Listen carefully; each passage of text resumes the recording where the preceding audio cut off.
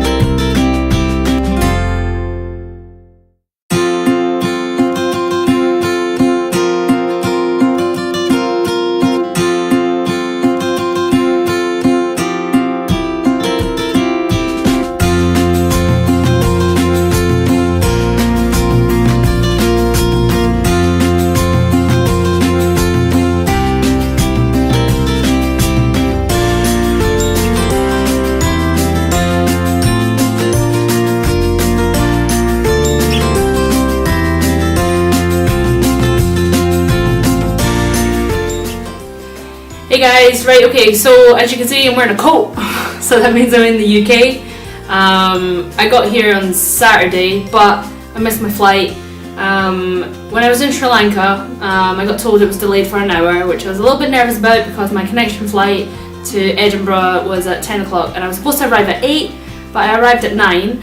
So I was like, okay, I'll probably make it because it's the same airport, so I should make it in time. But then police came on the plane and escorted a gentleman off the plane, which took another half an hour, which I, you know, kind of missed check-in, but I thought, why not, I'll just make it, try and make it. And then, what else happened? Oh yeah, so then I thought, right, I'll just leave my bag at the airport, because I don't care about it anymore, whatever, it doesn't matter, I just want to make this flight and get home. And this is probably, yeah, so I left my bag and went to Terminal 5 and missed my flight and had to buy another ticket, which was about 80 quid. Ugh, pain in the ass. What else? Yeah, so then after I missed my flight, I thought, right, okay, I need to go and get my bag now. Claire's mum's about to pick me up, so I'm going to make this really fast. I'll tell you a little bit later about what happened, but I'm going to surprise Claire at the hospital. She works in the hospital, she's a nurse. I'm going to surprise her. I already surprised other Claire. She came into my house thinking she was helping Mum to do something on the computer, and I answered the door and she was like, oh my god, like really surprised and whatever, so that was really cool. So yeah, so I've not told anybody I came. I wish that I videoed my mum's reaction and my grand's reaction, because I arrived on my grand's birthday instead of Saturday, so I arrived on Sunday to Edinburgh. But yeah, I'll explain more stuff later on, but yeah, Claire's mum's just about to pick me up and we're going to surprise Claire at work. So yeah, I'll try and film her reaction. If not, then I'll tell you about it later. So yeah, okay, see you in a little bit. What's up you guys? Alright, so as you just seen, there wasn't any reaction videos at all. I didn't get anything. I was just too excited, like actually surprising Claire and surprising my mum and surprising all my other friends. I didn't bother whipping out the camera just to be like in their face. But I mean, yeah, it was good surprises. I surprised my mum first, of course. She wasn't home. It was my grand's birthday, so they were at my uncle's. So I was hiding in my bedroom with all the lights out when my mum came in, and I was just like, surprise! And like she was just so much in shock. I thought she was gonna have a heart attack. She burst out in tears and like held on to me for at least 15 minutes, half an hour, like kind of hyperventilating. I was like, okay, calm down, choking me now. But that was really cute, her hyperventilating. But yeah, a second person was Claire Monkhouse. I text her saying, oh, do you mind coming around to my mom's house because there's something on the computer that she needs done, she doesn't know how to do it. So I mean, yeah, I'm the liar of all liars. It's fantastic. So she came to the door and I answered the door. And she just kind of was like, oh hey, and she was like, wait a minute, and like it processed in her brain for like, and she was just like, what the hell? She was like, you're supposed to be in Thailand. She's like, what the hell? So yeah, so we hung out before she went to work, and then Claire was the third person. Yeah, I hid in her mum's. Her mum came and picked me up, and I hid in the back seat. And when her mum was picking her up from work, so yeah, she got a bit of a. And she was more frightened than she was surprised. I think like that would have been her reaction was probably the best one, because I was just all slumped in the back, and she thought it was like, I don't know, a killer just hiding in the back seat. So yeah, her reaction was pretty good. And then yeah, I didn't film really anything at all for you guys. There was nothing much really to film. My mum was ill most of the time, so we didn't really do anything, like family wise we didn't do anything. I sold my car, so no more vlogging with Nancy. Oh, poor Nance. But hopefully I'll get a new car when I get back. So I'm just going to save, and that's my goal. Saving for a brand new car. No second hand for this guy, no way. Probably a worse car, be a tractor, what I can afford. But yeah, I sold Nancy to Claire. So yeah, it's probably going to explode. I kept saying that, nobody was believing me, but I'm just saying, you know, it probably will explode. Nancy will explode. She's on the brink of a meltdown anyway. But yeah, so I'm back in Thailand. My flight, I don't know if I told you, but my flight, I had to buy a fucking new ticket. It was ridiculous. My flight from London from Bangkok to Sri Lanka got delayed for 1 hour when I was in Sri Lanka, and I was really nervous because I was like, shit, because I booked another flight from London Heathrow to Edinburgh, and that was leaving at 10, and I was supposed to arrive at Heathrow for my Sri Lankan flight at 8 o'clock, but because I was delayed, I arrived at 9, and I just had 1 hour to basically get off my flight, collect my bags, get a 15 minute bus from Terminal 5 to Terminal 4. Like, that's ridiculous, you know what I mean? Like, fair enough. Okay, I didn't calculate how big Heathrow Airport was. I just thought I could just walk to Terminal 5, 4, wherever the hell I was going. But no, you can't. You have to get a bus or a tube or something to get there. So, yeah, when I arrived, I just basically ran to Terminal... Where was I going? Terminal 5 or Terminal 4? Terminal 5. And, yeah, I just left my backpack, like, around the conveyor belt. I was just like, you know what? You can have my backpack. I was like, I'm not missing this flight. I just want to get home. And at this point, it's like 10 o'clock at night. 9 o'clock. So, yeah, so I get the bus.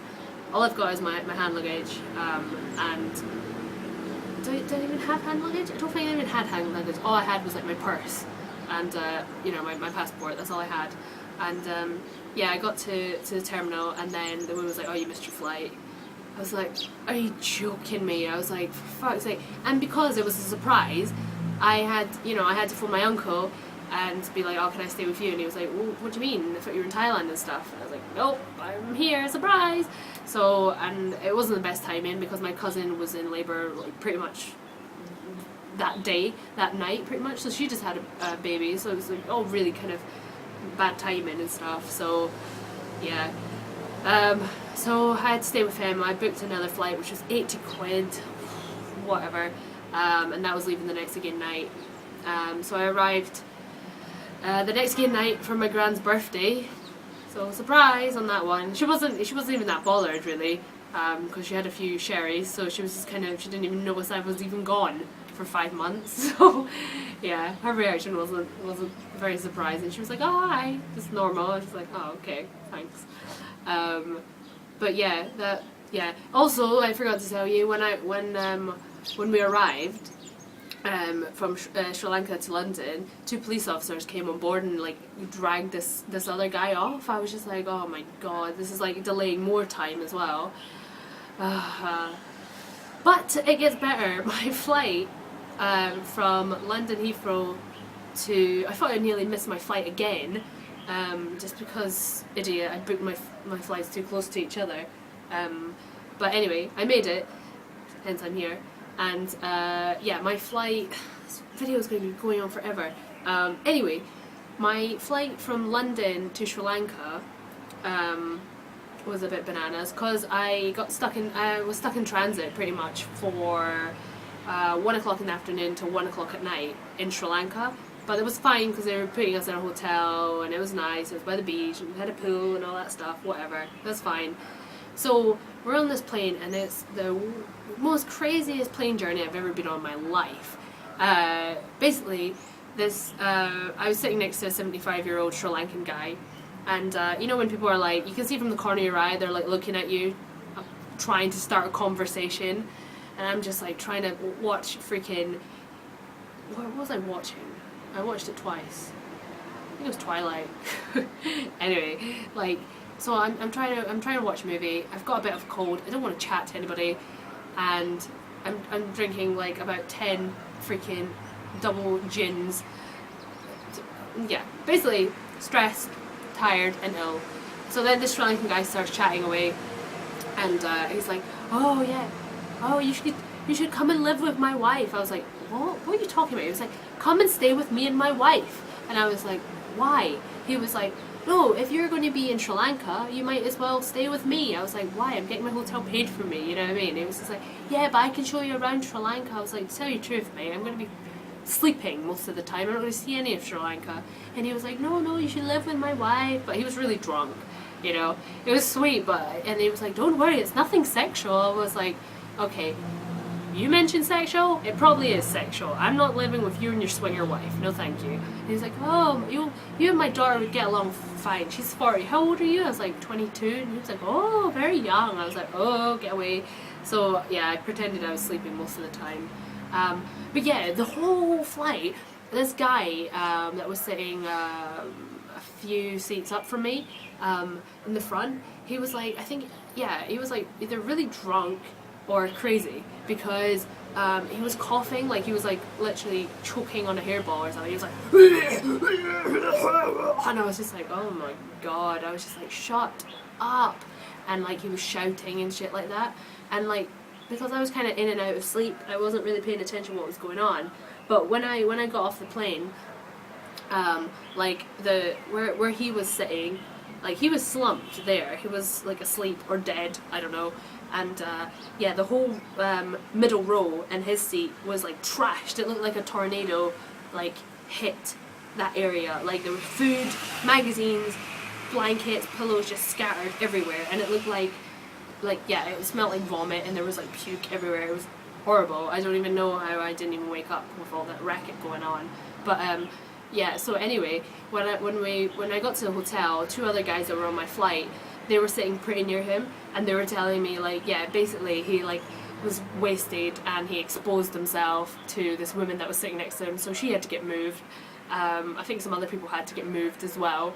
So and then they said anytime that there was like food put onto the table, like he would knock the trays over, just start swinging stuff and throwing shit around, and yeah, so, and like, I mean, what can you do? Like, you can't really move him anywhere. You can't lock him in the bathroom, you know what I mean? You're in mid-air, you're on a, what, how many hours, like, flight? So you can't really do anything in that situation. So, anyway, I didn't even notice, but Sri Lanka was a bit, it was raining the whole time. I didn't get to tan, I didn't get to swim, so I didn't get to do anything. Just chilled on the beach, bought some seashells off local people. Interesting. I took £30 out as well, which is like 6,000 rupees. I didn't do anything. All I bought was a mask, this wooden mask, peacocks on it, because it was Halloween. Then yeah, so I've got all this money, which when I arrived at Bangkok airport I tried to change into Thai baht, and they said they don't accept rupees. And then I wanted to change my Scottish money, they said they don't accept Scottish money.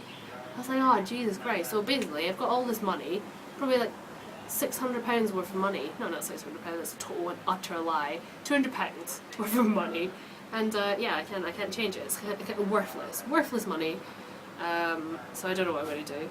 But yeah, this is going on for ages now. But yeah, that's pretty much it. And yeah, back in Thailand, back at work, jet lagged still. Just been sleeping constantly, just because my sleep pattern's just out of whack. But yeah, that was pretty much it. It was a good month, visiting friends, family, went out a few times, got a bit drunk. Yeah, good times. So yeah, I don't know if you'll see another video. Probably not. Yeah, you will. You'll see another video. But yeah, check out my video with me and Amy up here. click away. It's pretty hilarious. I vomit on camera. Yeah. So click it. No, don't click it. Alright, okay.